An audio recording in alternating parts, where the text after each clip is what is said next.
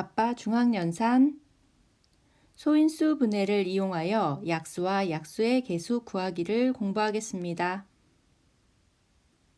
이 단어는요, 초등학교 때 배웠던 약수와 약수의 계수를 구하는 방법이 아니라요, 소인수 분해를 이용해서 약수와 약수의 계수를 구하는 방법을 배웁니다.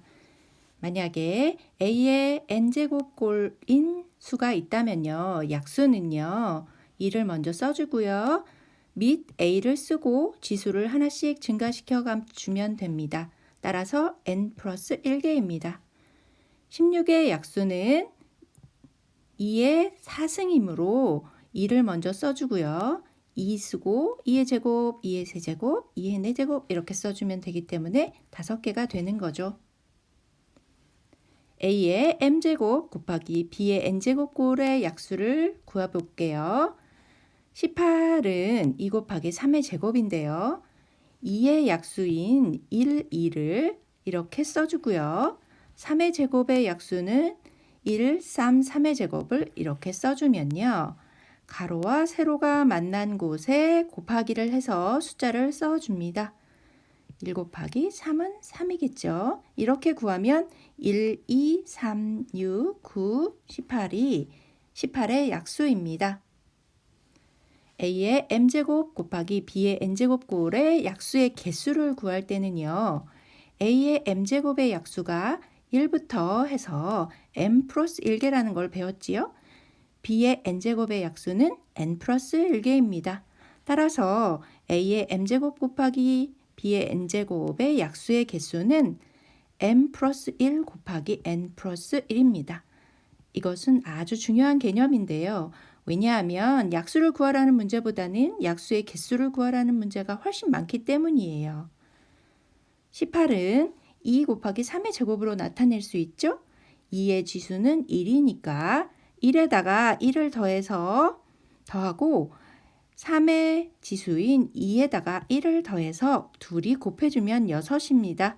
따라서 18의 약수는 6개인 거죠.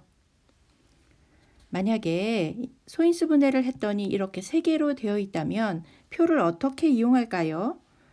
먼저 2 곱하기 3을 가지고 이렇게 구해냅니다. 1, 2, 3, 6으로요.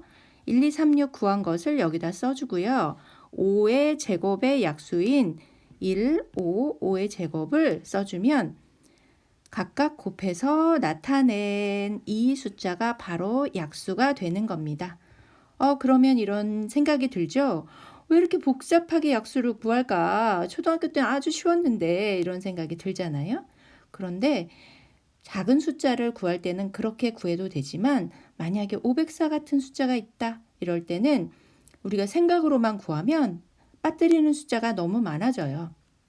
따라서 숫자가 클수록 이런 표를 이용해서 구하면 빠뜨리지 않을 수 있습니다.